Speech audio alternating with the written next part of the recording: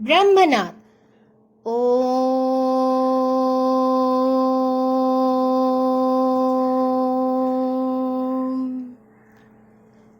Om.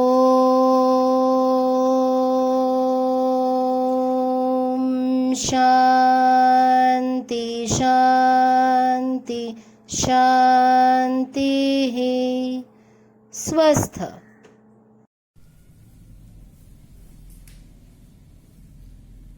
Good morning, students. Let's get to unit 2 of the chapter In London in Minus Force by Louis Fisher.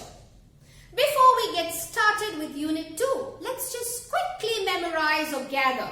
What did we learn in unit 1? In unit 1, Mahatma Gandhi sailed in SS Rajputana on 29th August 1931 along with the other delegates.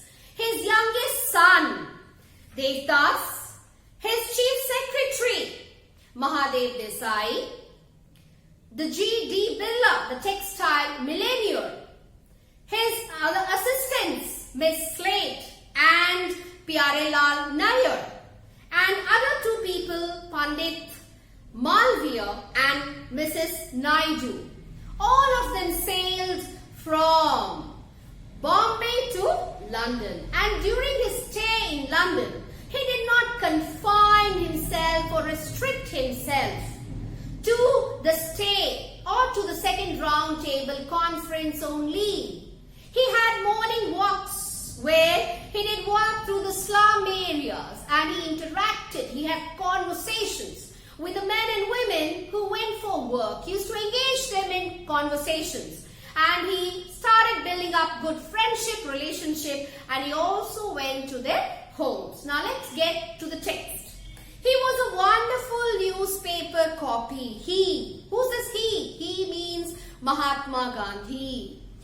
Wonderful means excellent or fabulous. Newspaper copy where you happen to read various news items. So in other words, we can say that Mahatma Gandhi had become an excellent piece of news, okay? Or he was the talk of the town. People wanted to read him. People wanted to know about him, and so he had become an excellent person in news. So he was a wonderful newspaper copy. And journalists buzzed around him. Instantly, one reporter questioned Gandhi about his dress. You people, he replied, wear +4s. Mine are -4s. So journalists buzz. Buzz means to talk noisily about somebody. Okay? And incessantly means continuously. Clear? Incessantly means continuously. So journalists used to talk about Mahatma Gandhi noisily and continuously. And what happened? One reporter questioned Gandhi about his dress. You people, he replied, wear +4s and mine are -4s. So we come to the heading of the lesson. You can see in London in -4s. We'll now learn what does this mean, -4s. When a reporter questioned Gandhi that, what about your dress? What was the reply? The reply was, you people wear +4s and mine are -4s. What does it mean? +4s means more clothing than the usual items of the Englishman's dress, namely suit, shirt, hat and tie. Okay, in cold countries, English people, English men, they wear too many clothings, because of cold country. They have suit, they have inner garments, they also have shirt, they have hat, they have tie, sometimes bow. And so he says that you people are +4s. That means you wear more than usual. You have all this. Mine, -4s. What does -4 mean? Without those conventional items. Those conventional means these: suit, shirt, hat and tie.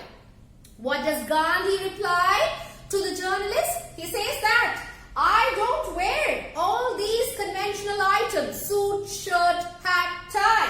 So what do I wear? I wear simple clothing of homespun loin cloth and a shawl. Make sure this is not lion cloth, it's loin cloth. I'll tell you the meaning of this loin cloth, okay? So I wear simple clothing of homespun loin cloth and a shawl. We all know how and what Mahatma Gandhi used to wear. A homespun cloth with a long stick and a dangling dollar watch and a pair of spectacles, okay?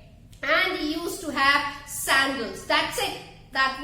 He had a half bare body, clear? And so as he had been to a cold country, he just had a shawl wrapped around his body. As he was in India, he had gone the same way to witness the second round table conference in London too. And so that's why the journalist questioned him about his dress, and he said, "You people, you wear too many things more than required. You wear suit, you wear shirts, you wear hat, you wear tie. But I have a simple clothing. I don't wear all these conventional items like you people do." And he refers himself as -4s. In London in -4s. That means Mahatma Gandhi in London in a simple clothing with a loin piece of cloth which is homespun and a shawl. Clear? So here, loin cloth can mean, I have written it for you, a piece of cloth covering the middle of the body, folded between the legs, that's a dhoti. So a piece of cloth covering the middle of the body, folded between the legs is called a loin cloth. So when he was invited to tea in Buckingham Palace with King George V and Queen Mary, all England was agog over what he would wear. So obviously, when Mahatma Gandhi was invited for tea, where was he invited? By whom he was invited? He was invited to the Buckingham Palace, and he was invited by King George V and Queen Mary. And so the entire England was excited. Agog. I have written that word here for you. It's excited. Everybody was excited and curious to know that what would Mahatma Gandhi wear and go there. Or would he go half bare body as he did go to London. So everybody was curious and excited to know that. Clear?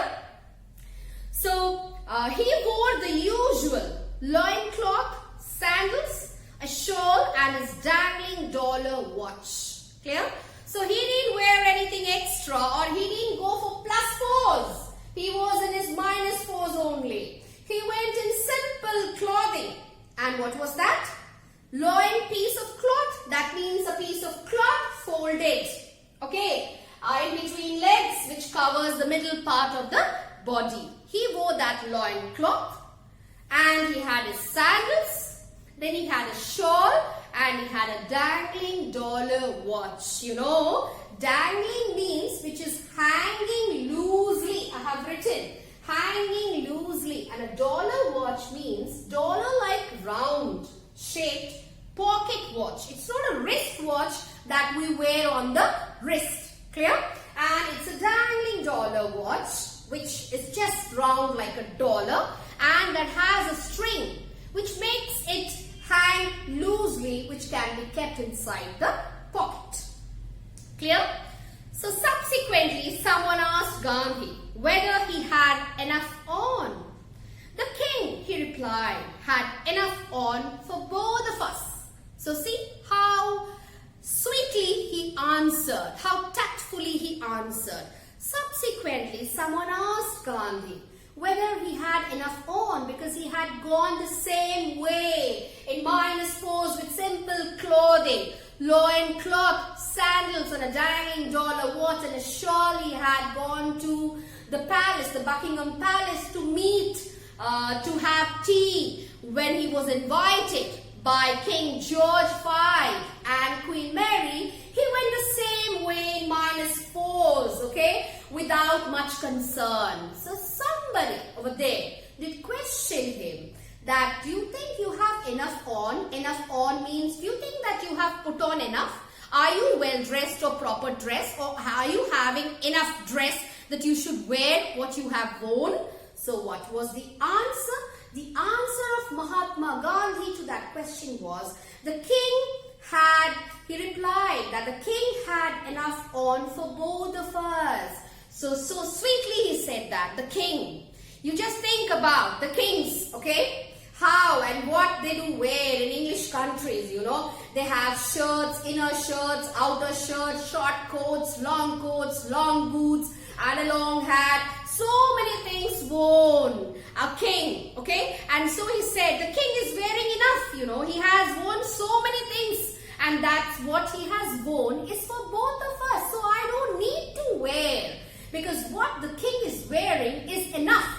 It's for both of us, okay? He's wearing for himself as well as for me. That's what Mahatma Gandhi says. That the king is wearing enough. Whatever the king is wearing, he's wearing for himself as well as me too. So I don't need to wear any more. So sweetly, so intelligently and so tactfully, he did answer the person who questioned him whether he had enough on. He replied, or he enjoyed himself everywhere. He had talks with Lord Irwin, wartime Prime Minister, David Lloyd George, the Archbishop of Canterbury, Field Marshal Smuts, Bernard Shaw, and scores of others, and went down into the country in your reading to pay his respect to Colonel Maddock, who had performed the appendectomy on him in Pune jail. Winston Churchill refused to see him. So what more did Mahatma Gandhi do? Where all did he visit? And who are those people, the other VIPs that he met? Okay? He enjoyed himself everywhere. He was a fabulous person. He was very easily accessible. He was frank and free and honest. He mixed with people very easily. Okay? He was an extrovert. So he did enjoy himself everywhere with everyone, wherever he did go. So he had talks with Lord Irwin, wartime Prime Minister, then David Lloyd George, the Archbishop of Canterbury. Archbishop is actually the chief bishop responsible for a large district. You know, bishop is a senior member of the Christian caliphate. And so they give orders, okay? They take orders, they give orders. And here, Archbishop is known to be the chief bishop or the chief bishop of who's responsible for complete or a large district is known as the Archbishop of Canterbury. And then he also met Field Marshal Smuts, then Bernard Shaw, and scores of others, means lot of other people who were equally important too. He met a lot of other people. And he also went down to meet and pay respect to Colonel Maddock, who had performed his appendectomy. Appendectomy means surgical removal of appendix. Okay? The surgical removal of appendix. And then, but Winston Churchill, the former Prime Minister of United Kingdom, he refused to meet Mahatma Gandhi. He also addressed innumerable public meetings and spent 2 memorable weekends at Oxford. He means Mahatma Gandhi. He also addressed innumerable means too many to be counted. You cannot even count how many did he attend. He addressed a lot of meetings, public meetings. And he also spent, 2 memorable weekends at Oxford. In these and in the private conversations, he tried above all else to explain what he meant by the independence of India. Mahatma Gandhi had gone to witness or to be a part of the second round table conference in London. But he did not confine himself or restrict himself within that boundary or in the stay at Kingsley's Hall. He he did throw himself out. He met number of people. He addressed number of meetings. He did go to number of places. He touched every common person on the road. And what was the initiative? What was the real motto behind it? Was that he really wanted to pour into the minds of the people that what did India really mean by independence? How and what India meant by independence of India. He could cut off India from the empire entirely. Here empire refers to the British Empire. Okay. So he says that he could cut India off from the empire entirely. From the British nation, not at all. If I want India to gain and not to grieve. So he poured into the mind of the people that what did really India mean by independence. He said that, he means Mahatma Gandhi, he did say that India doesn't want to be cut off from the British Empire entirely. India doesn't want to be cut off from Britain. Okay? Both the nations should be in close peaceful association. India doesn't want to completely cut off from Britain or from the British Empire. Okay? If India wants to gain. The emperorship must go.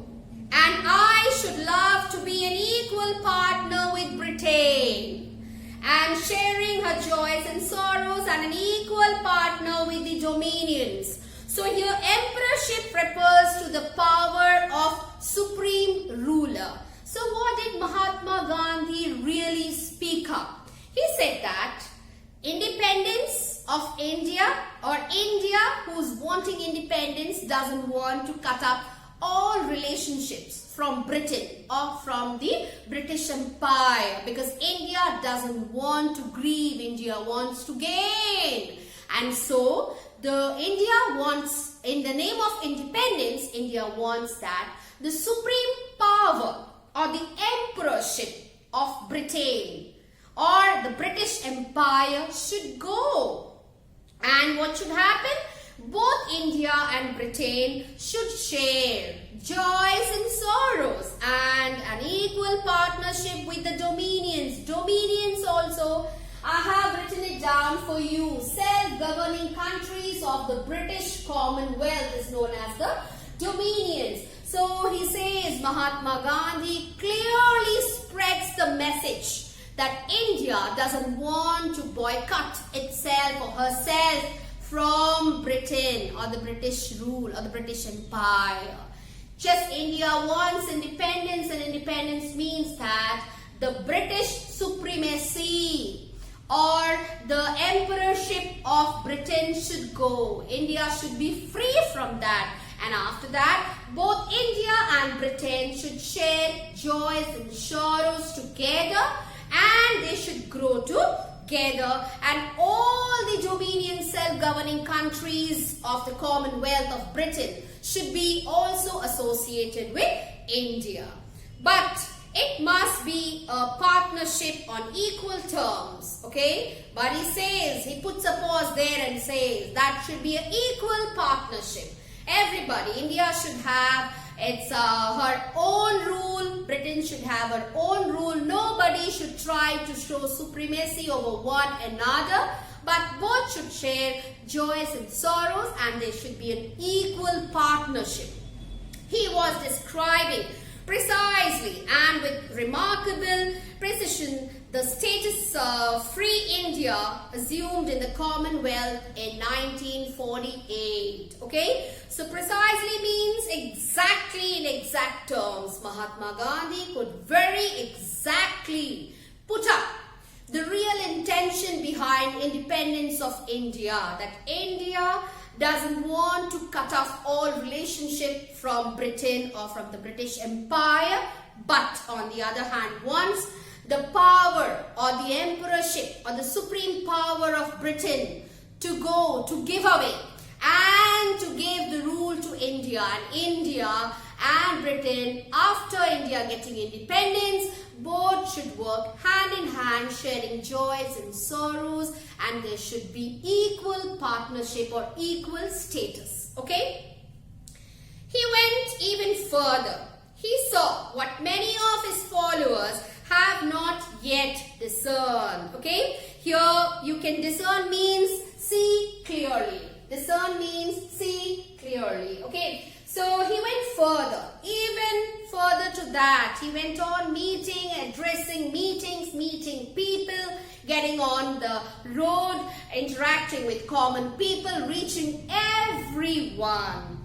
And many of his followers have not yet discerned. See clearly. Isolated independence is not the goal. Okay? Isolated independence. What is isolation? That free, alone, or for its own sake. I've written it for you. Isolated independence means freedom alone or for its own sake.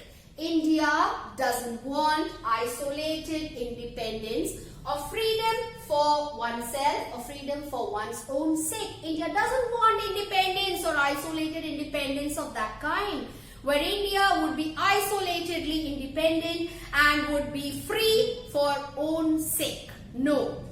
So what does he say? He stated the fact. Mahatma Gandhi stated the fact very clearly that isolated independence is not the goal or aim of Indians or India. It is voluntary interdependence. Voluntary interdependence means willing acceptance of mutual help. This is what? This is mutually or willingly you help each other coming forward where there is necessity. You interdependent. You depend on each other willingly.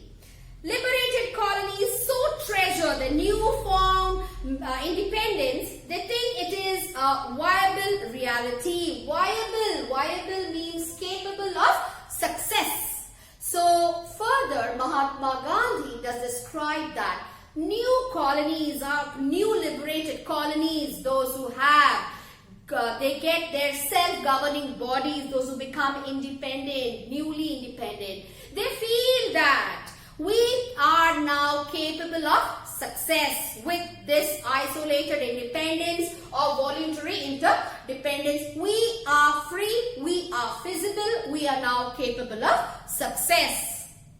But the law of nature is love, friendship, work, progress and security is creative interdependence.